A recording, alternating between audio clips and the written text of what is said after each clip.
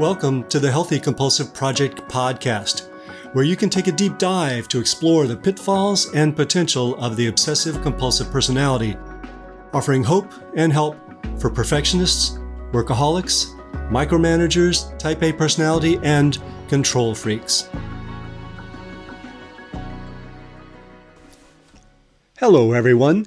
Gary Trosclair here, psychotherapist, Jungian psychoanalyst, and author of the Healthy Compulsive Project book, blog, and podcast.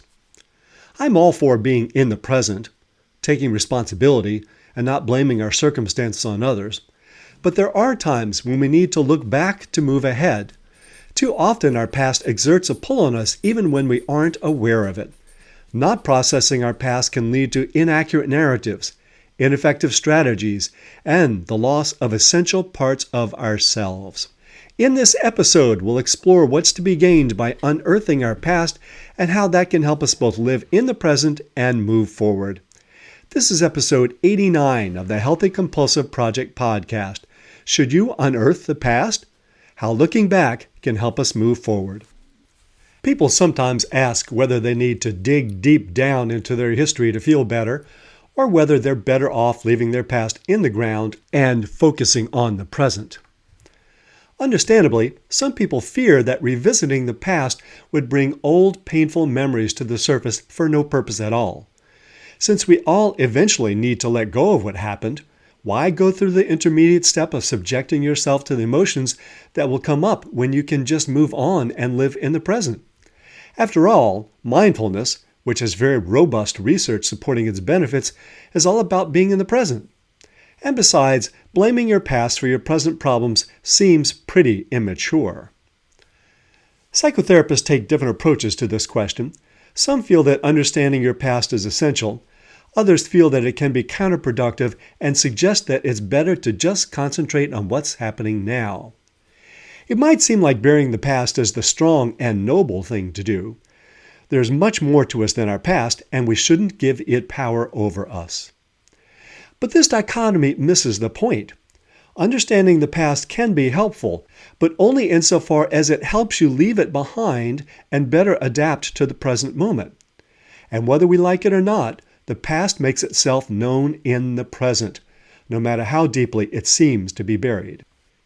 In response to the idea that the past is only the past and it's best sent to landfills with leisure suits, pogo sticks, and VHS tapes, we need to recognize that until we make a concerted effort not to, most of us live as if we are still in the past, and it's not always obvious. Just because you've buried the past doesn't mean that it's not still haunting you. Unearth it, and you can understand what memories are still troubling you. See their effects more clearly, and by exposing them to the air and sunlight, dry them out so their energy dissipates. Here are 3 good reasons to unearth the past. 1. You adopted a narrative about it that's inaccurate and limiting you now. 2. You developed a coping strategy to deal with it that's no longer effective. 3. You buried parts of yourself that seemed unacceptable but are actually essential to becoming whole. Once you become aware of these, you have more options. It's understandable that anger, sadness, resentment, guilt, shame, and anxiety can emerge when processing the past. But eventually, we all need to come to terms with the disappointments, understand our parents' shortcomings, and move on to pursue the things that have the most value for us in the present. Skipping the step of emotionally processing usually doesn't work. While you may need to express emotions of anger or deep disappointment, this is not about blaming your family or about blaming you. It's about understanding how you adapted to difficult circumstances, and it is essential to have compassion for yourself as you go through it. As I explain in more detail in my book, The Healthy Compulsive, we all find ways to adapt to the inevitable imperfections and even horrors of our families.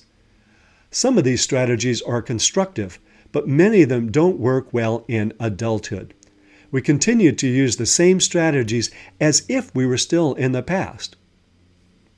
If we aren't able to pursue what has meaning for us in the present, we may need to go back and ask what purpose our coping strategy served then, whether it still serves us now, and what valuable parts of ourselves were lost when we buried them. Another reason we sometimes need to revisit our past is when we were trying to adapt to our environment, we left parts of ourselves behind. Because of our parents, peers, or environment, we sometimes felt that there were unacceptable parts of us and acceptable parts of us. We started to distinguish between them as not me, and we buried the not me parts as deeply as possible. But too often what we thought was not me was actually essential me. If you unearth your past, you might find some buried treasure there, parts of you that didn't fit in with your family or environment. What you find when you dig down may be more than just your parents' shortcomings. You may also recall who you were before you developed a skewed strategy, what had the most meaning for you, and the beginning of a new path forward. Here's an example. Simba reclaims his identity and his wholeness. Simba's father was murdered when Simba was very young. As is not unusual, he felt responsible, inaccurately, and had terrible guilt. Wanting to get away from those feelings, he left home and tried his best to forget it all. He feared that if he did return, he would be rejected for his wrongdoings rather than welcomed as the prodigal son. Instead, he learned to savor the present moment. He fell in with a crowd that, while supporting him on a superficial level, did not support his evolution or his true self. It was Hakuna Matata, that is Swahili for no problems, no worries, all day, every day. But something wasn't right. He tried to bury the past, but he could still sense it lying under his very foundation. His narrative was inaccurate. He was not responsible for his father's death. His strategy of avoidance left him empty. He had lost himself. He realized he needed to face the past, return home to reclaim his birthright identity, and fulfill his responsibility to his community. Once he did, he was whole again. The friends who taught him Hakuna Matata returned to his kingdom with him, indicating he lives a balanced life, with appreciation for the present moment alongside that of duty. The good folks at Disney didn't just fall off of a turnip truck. They choose archetypal themes that transcend the individual and can serve as guides when we find ourselves in similar circumstances. Simba wasn't the only one who wanted to leave their past behind. Similarly, we may lose a sense of our worth, dignity, and possibility and become too afraid to face our past. Sadly, that's based on a false narrative and a flawed strategy. Reclaiming our identity may entail fighting off other forces, but it is worth it. But before we dig into some more examples, let's acknowledge that there are times when it's not good to unearth the past. And here are 3 of them. 1. You're already buried up to your neck in the past and are aware of your narrative and strategy. 2. You're already caught in resentment, anger, or depression about your past. 3. Things are actually really good now. If your past was especially difficult and you do not have any support to deal with it, it may be best to wait until you do. One of the painful things about the past is often that we were alone with our struggles. Trying to process it without support may trigger severe feelings of isolation. This isn't an issue for everyone, but go easy if you are wary of it. As therapists, clients, or just explorers, we need to be aware of the danger of reducing our struggles to parental deficits, peer insults, and environmental affronts. And we need to be aware of the possibility of getting stuck in the past. There's far more to who we are, including our inborn nature and its call for self-actualization. Still, for many, separating past from present by allowing themselves to experience the past emotionally is essential. So let's consider some examples. And please be aware that my examples are always simplified composites with identifying material concealed. First, Carrie records her childhood. Carrie's father never missed a beat when it came to her education. As a single dad, he felt that it was his responsibility to teach her everything she needed to know to get by in the world, despite any discomfort it might cause her. He said, "You gotta prepare these kids for the real world, even if it feels bad. The world is tough and you gotta be tough too." Anytime she used a dash instead of a comma, cut a corner mowing the lawn, or turned on her turn signal less than the proper 50 yards in advance, he'd shower her with expletives, downgrades to her self-esteem, and his favorite saying, "Will your blunders never cease?" Her mind recorded every word he said, and even though she couldn't consciously recall everything he said, the tapes were always playing. Like a mosquito in her ear screaming, "I'm gonna bite you, watch out." So, what did she do? Carrie develops a limiting strategy. Carrie became a champion preventer and perfecter. Dubbed Careful Carrie by her friends, even decades after leaving home, any action on her part that could have earned her father's wrath was prepared with the meticulousness of a Michelin chef. Despite having a husband and a child that loved her, and a career that brought her satisfaction and a comfortable lifestyle, she still lived in the past, as if her father would yell at her again if she didn't get it just right. This tendency was somewhat beneficial at her job, but even her manager commented in her review every year that she should stop getting bogged down in the details. And while her family loved her, they did roll their eyes at the spreadsheets she constructed for vacation packing months before the trip so she wouldn't feel the terror of possibly forgetting something. And her husband was beginning to run low on patience for her hyper-conscientiousness. Worse, she could never relax and enjoy the life she had diligently built for herself. While she maintained contact with her father and knew that he had been a severe parent, she felt the strong thing to do, the honorable thing to do, was quarantine him in her mind and move on. Always move on. Never stop moving on. He was trying his best. Let it go. But because of the growing friction in her family and the absolute dearth of peace and joy in her psyche, she eventually realized that she needed to unearth what had happened to her. She needed to see the connection between being so careful and wanting to escape her father's reproach so that she could make better decisions in the present. The story she unearthed was that she was only lovable if she was careful and perfect. Perhaps more importantly, Carrie unearthed her carefree side, the part of her that had been buried because it did not suit her father. So yes, this one's obvious, but here is a story that is not so obvious. How did Austin get lost? Austin came from a very stable family. His parents were both elementary school teachers, and their parenting was well within the good enough range, if not better. They gave Austin plenty of support for whatever he wanted to do without putting pressure on him. Perfect childhood, no? Well, maybe not for Austin. He wasn't so convinced he was so great. How could he be sure his parents were right about him? The other kids were smarter and more talented than he was. He couldn't get into the AP classes, onto the soccer team, or out of his inferior social standing. Yes, his parents said they loved him just as he was, but given his situation, that didn't seem to make much difference. As an adult, Austin still lived in the past.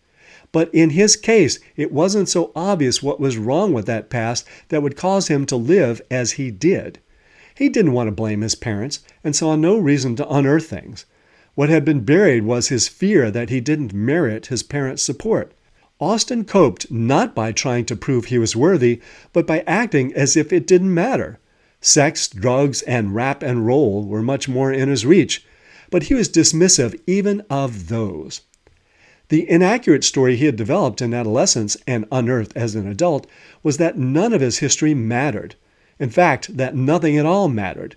The strategy he unearthed was that it's better to give up than feel inferior. Was it helpful for Austin to explore his past? Definitely. It wasn't that his parents were monsters. After some time in therapy, he came to recognize his indifference as a defense, one he had also played out in his sessions with his therapist, claiming that he was coming only because his girlfriend told him to. He came to realize that telling himself that he didn't care was his way of handling fears that he wasn't good enough. He recalled his frustration with his parents' positivity and, perhaps more importantly, the embarrassment he felt among his classmates.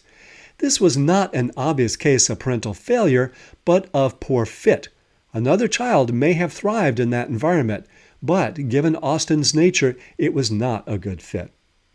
What he also unearthed were seeds of hope, excitement, and passion, seeds that had been buried so deeply they could not grow.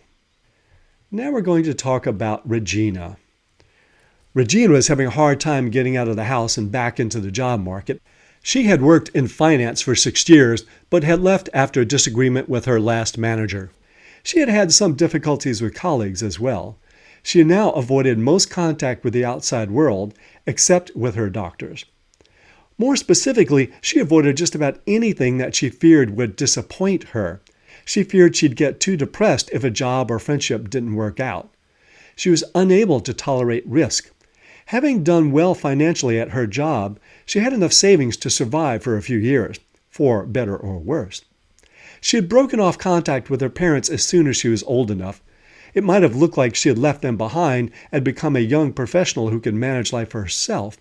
But the truth was, her avoidance of risk and disappointment was just another version of her mother's approach to life and her own way of avoiding disappointment. Her mother had been only marginally employed and had never pursued any passions. She tried to avoid disappointment by not taking any risk and buoyed herself by putting others down. Her mother had wanted a boy for a child, and when Regina came along, her disappointment was clear. She taunted Regina as a know-it-all, completely disregarded her pleas not to smoke with her in the car, and neglected essential tasks like setting up dentist appointments for her. She was very discouraging to Regina, and she tried to make it seem as if this was her way of caring. "Don't apply to that school. You'd never get in, and you'd be devastated. And quit playing all those stupid computer games. Who do you think you are?" It's hard to feel that someone literally blowing smoke in your face really cares about you, so it never really seemed to Regina that her mother had cared. Regina dealt with her mother's discouragement by hiding anything she wanted or was excited about. Eventually, she hid these things from herself as well, and her life became very constricted. Regina had written off her mother long ago with the belief that that was just a past chapter in her life best forgotten. She had come a long way since her childhood. She was self-supporting, and she would not let her mother get in her way. She rarely mentioned her mother in session. She was irrelevant as far as she was concerned, and to mention her in session would be to give her more power than she wanted to. But in one session, as she listened to the discouraging tapes in her head, she realized that, in a particular way, they sounded just like her mother. It mocked her hopes and ambitions, telling her she would only be disappointed if she reached for something she wanted. I asked her what she was feeling as she told me about this. Anger, at her mother, at the tape, but also at herself for listening to it. We had known for some time that Regina was limited by voices in her head, but she had not put together the tape and her mother. It hadn't made sense before because this voice was different from her mother's, and it tried to sound protective. Regina's mother had only been protective of herself, not her daughter. It was just the content that Regina had adopted. Her anger at herself, the tape, and her mother mobilized her to push back, not to take the voice literally, and began taking some risk of going after what she wanted. Had Regina continued to write off her mother as inconsequential, she would have continued to listen to the discouraging voice and live a very limited life. What Regina unearthed was her failing strategy of self-protection, her deep fear of disappointment, an understanding of why she couldn't allow herself to get excited about anything, and, now, many more options for living. Moving forward and becoming whole. Unearthing your past is only a means to an end, and it helps to know just what that end is. List 5 or 10 things about how you want to live, like living freely, and your goals, like having good relationships. And keep those in mind as you uncover your narrative and strategy. Ask yourself whether those get in the way of what's most important to you. Keeping your values in mind can give you energy when the digging gets difficult. Depending on the nature of your past history, it may be a good idea to have a therapist to work with you on it. Or you can join a support group with which you feel some affiliation. However, if those are not options, you can write about your values, past, narrative, and strategy in a journal. Research has found that such writing can be helpful. One way to proceed is to write out what you feel are the most emotionally significant events in your life and how you've handled those. The story you've told yourself about how your past may or may not be accurate, and the way you handled it may or may not still be helpful to you. Whichever way you proceed, don't try to bypass feelings as they surface in the unearthing. Make space for them without believing them. Observe them without identifying with them. Each time memories come up into consciousness, we have the opportunity to change them so that they're not as upsetting. Expressing them in a safe, secure setting can recode the memory to make it more tolerable. If this is merely intellectual, it will not help you to move forward much.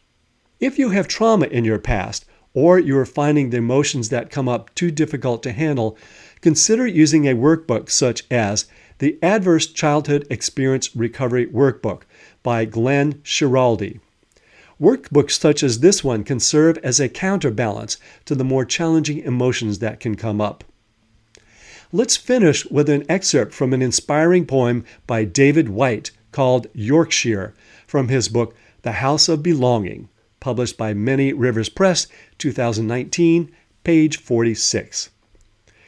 This excerpt, I believe, speaks beautifully to the possibility of unearthing the past as a way of moving forward. And here's the excerpt. Let my history, then, be a gate unfastened to a new life and not a barrier to my becoming. Let me find the ghosts and histories and barely imagined future of this world, and let me now have the innocence to grow just as well in shadow or light by what is gifted in this land as the one to which I was born. You can find transcripts of this podcast with links to research sources and lots more at the Healthy Compulsive blog, www.thehealthycompulsive.com. If you'd like to subscribe to the Healthy Compulsive podcast, hit that subscribe button. And for a thorough guide to cultivating the positive potential of the compulsive personality, find my book on Amazon, The Healthy Compulsive, Healing Obsessive Compulsive Personality Disorder and Taking the Wheel of the Driven Personality. And if you find any of these helpful, let others know by leaving a review. Till next time, enjoy the drive.